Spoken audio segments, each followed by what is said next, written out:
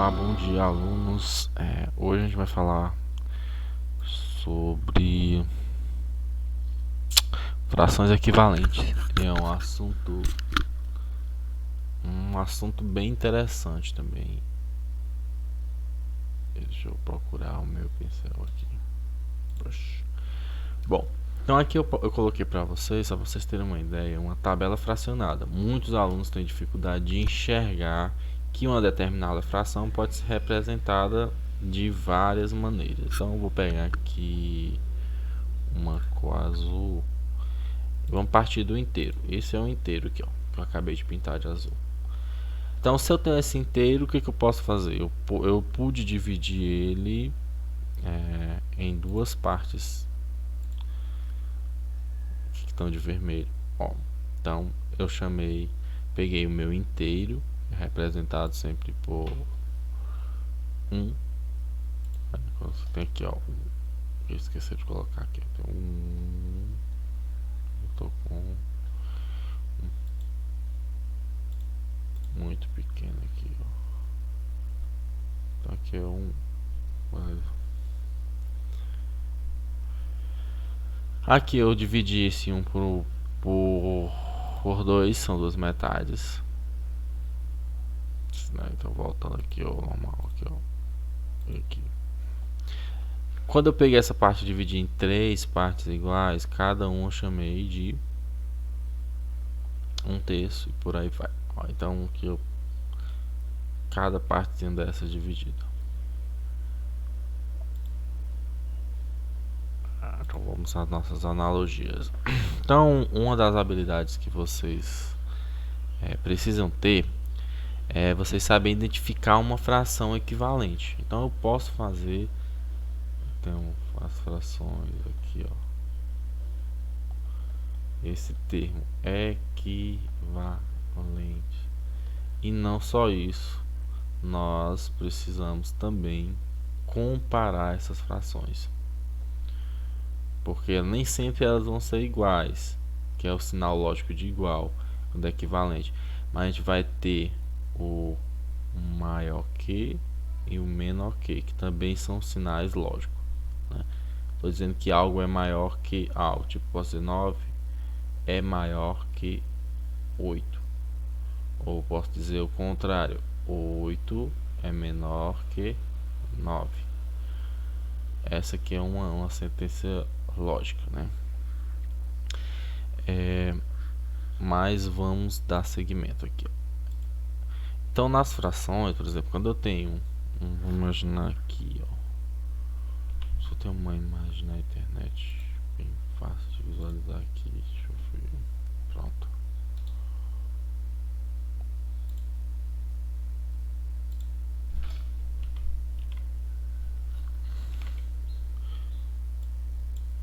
Vamos imaginar aqui essa imagem aqui. Então, nesse daqui eu tenho uma fração 1.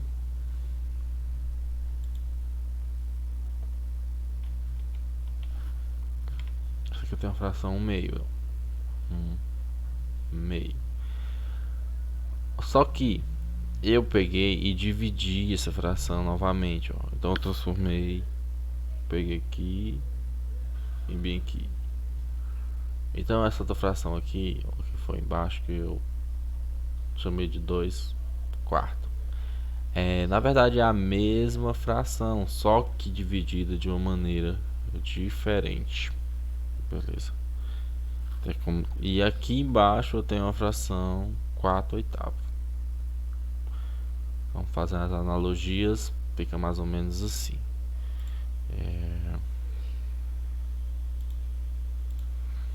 Vamos pegar assim, como é que 1/2 eu transformo ele em 2/4? Aqui a gente vai usar, para facilitar a nossa vida, sempre o princípio multiplicativo. Como a gente trabalha com uma proporção, ou seja, à medida que eu aumentar embaixo ou multiplicar embaixo, eu tenho que multiplicar em cima, e vice-versa. Isso é o que a gente chama de proporção. Vamos imaginar o seguinte, ó, se eu uma ideia lógica ontem passou pela minha cabeça assim, ó. Na verdade é uma coisa prática. Vamos imaginar o seguinte, ó, se eu for uma viagem daqui para Santa Quitéria, que tem aproximadamente 30 quilômetros, eu vou pôr de gasolina, vai lá, R$ 30 para dar, sim.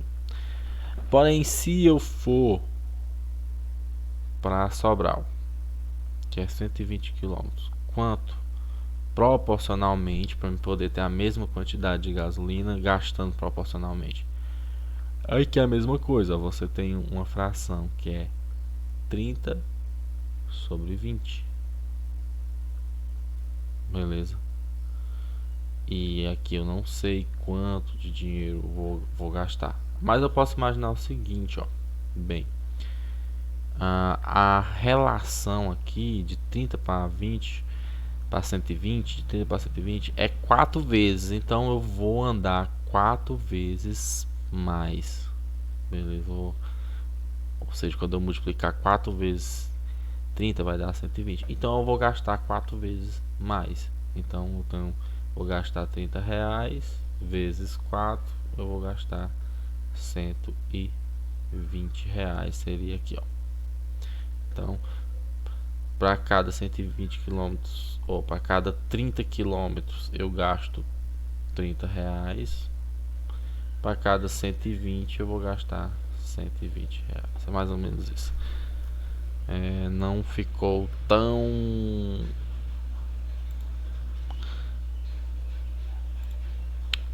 Vamos imaginar o seguinte, ó, mais rápido, ó. Se eu vou fazer um bolo, eu faço um bolo, eu gasto 3 ovos. Um bolo com 3 ovos. Então, se eu fizer 7 bolos, proporcionalmente eu vou ter que colocar quantos ovos? Né? Então, eu vou ter que colocar para cada bolo 1, então aqui vai ficar 7 sobre 21. Então, ou seja, a proporção aqui está sendo de 3 vezes, é a mesma coisa, ó, 3 vezes 7, 21. Então isso é o que a gente chama de proporção, a gente vai estudar muito isso. Eu mostrei isso para vocês para a gente desenvolver a ideia das frações equivalentes, que nada mais é do que trabalhar com proporção. Aí vamos voltar ao nosso exemplo 1 lá. Eu tinha um meio. Então, se eu quiser uma fração equivalente, eu posso pensar no princípio multiplicativo. Então, eu vou multiplicar isso por 2, isso por 2. Mantendo a proporção, é isso. À medida que eu vou aumentar em cima, aumenta embaixo. Então, 2 vezes 1 que dá 2, 2 vezes 2, 4. Então, eu posso dizer 1 meio é igual a 2 quartos. E posso continuar fazendo isso infinitamente, inclusive por 10, ó. Multipliquei por 10 em cima, multipliquei por 10 embaixo. Então, tenho quanto? 20 sobre 40. Então, 20 sobre 40 também é igual a 1 meio.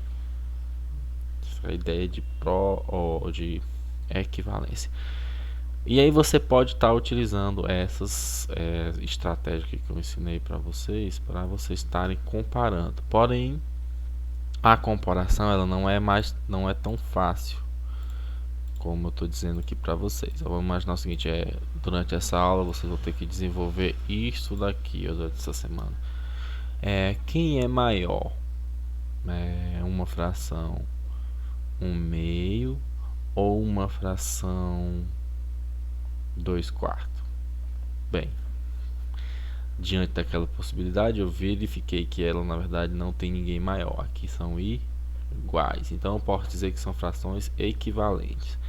Mas eu disser o seguinte, quem é maior é 3 quartos ou 4 sobre 3? E aí? Quem é que é maior? Essa fração aqui, ela é maior, a boquinha maior que essa. Por que, Luiz, você está dizendo isso? Pela lógica, ó. Se você imaginar que você tem um número menor dividido por um número maior, esse resultado vai dar 0, alguma coisa. que no caso 0,75. Aqui você tem um número maior dividido por um número menor, então esse valor já vai dar 1, vai dar 1, alguma coisa. 1, alguma coisa é maior do que 0, alguma coisa. Então a gente tem uma regra para isso que a gente pode estar resolvendo nossas. Toda vez que eu tiver uma fração que tem um numerador igual, tipo, deixa eu tirar esse 1. Vamos imaginar o seguinte, olha a lógica. Ó, só tem um número aqui, ó, 2 quintos, 2 terço, 2 sétimo. Qual dessas frações é a maior? E qual é a menor? Posso perguntar isso. Toda vez que os denominadores, os numeradores forem iguais, ó, a maior fração, pela lógica, vai ser a que tiver o menor denominador. Por quê? Ó, porque eu estou falando de uma divisão.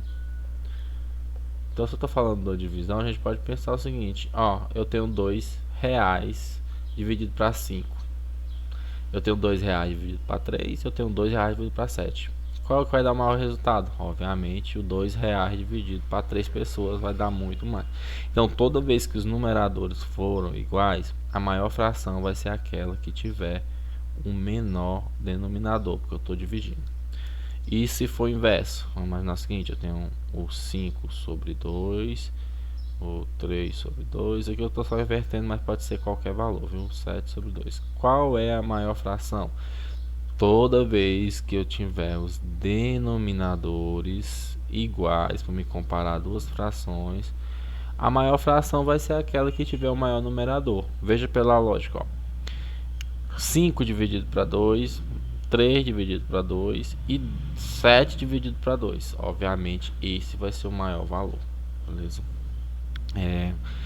Aí vem o caso que é mais complicado. O caso mais complicado é o seguinte: é quando os denominadores não são iguais. Por exemplo, eu quero saber quem é que é maior, um 3 quinto ou um 4. Tirar esse sinal de igual aqui. Ou um 3 quintos, começou a aula já, olha. Ou um 3 quintos, ou vamos imaginar aqui um 7, 3. Aqui a gente tem duas estratégias para a gente fazer isso. Primeiro, a gente pode igualar os denominadores. É uma técnica que eu gosto de usar. Como é que eu faço para me igualar esses denominadores? É fácil, eu tenho que multiplicar esse por 3 e eu tenho que multiplicar esse por 5. Porque aí todos os dois vão dar 15. Mas como eu estou trabalhando com proporção, lembrem-se de fazer isso aqui em cima também. Então eu gerei na verdade duas outras frações. Qual vai ser a 9 sobre 35 e a 70 e a 35. Errei feio, né? Um 9 sobre 15. Gente, pelo amor de Deus, tô perdido aqui. 9 sobre 15 e ficou 35 sobre 15. E aí ficou fácil, porque ó, qual é o que é maior? 9 dividido para 15 ou 35 dividido para 5? E aqui, ó, aqui também nem precisava ter feito isso, ó, porque você tem 3 dividido para 5 e 7 dividido para 3. Toda vez que a fração, você tiver uma fração própria, que é a fração cujo numerador é menor que o denominador, e uma fração imprópria, sempre a fração imprópria vai ser maior. Sempre. Se tiver uma fração própria e uma imprópria, vai ser maior. Vamos aqui para o último, que a aula está começando. Eu vou me atrasar só um segundinho, mas é pelo bem de todos. Certo, vamos aqui. Vamos imaginar o seguinte, ó, vamos ali, toda vez que tem uma fração imprópria e uma própria, beleza. Agora vamos para cá, ó. Imaginar que eu tenho uma fração, por exemplo, 3 sobre 4 e uma fração 2 sobre 3. Quem é que é maior?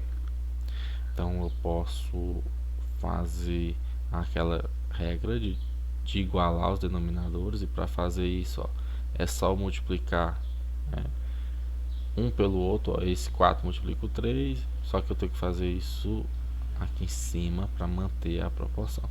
Aqui dá 9 sobre 12 e aqui dá 8 sobre 12. Olha como deu perto. Então quem é que é maior? O 9 sobre 12. Outra maneira de eu fazer isto daqui poderia ser usando a divisão. Deixa eu pegar aqui só esse mesmo exemplo aqui. Sumiu aqui. Qual era o mesmo exemplo? Era 3 sobre 4 e 2 sobre 3. Era isso? Outra maneira é eu dividir, ó. Por exemplo, eu posso pegar o 3, dividir para 4. Eu posso pegar o 2, dividir para 3. Então vamos lá. Nenhum dá para dividir, então eu vou colocar 0, aqui vai dar um 7 no 28. Não preciso nem continuar, eu já sei que isso aqui vai dar 0,7. Se eu precisar, eu continuo minha divisão. Aqui vai dar quanto? 0 e 0,6. Então, bom, esse deu 0,6. Então 0,7 é maior que 0,6. Então, uma maneira é esta daí. Beleza, pessoal? Vou encerrar porque a gente já está extrapolando o tempo aqui.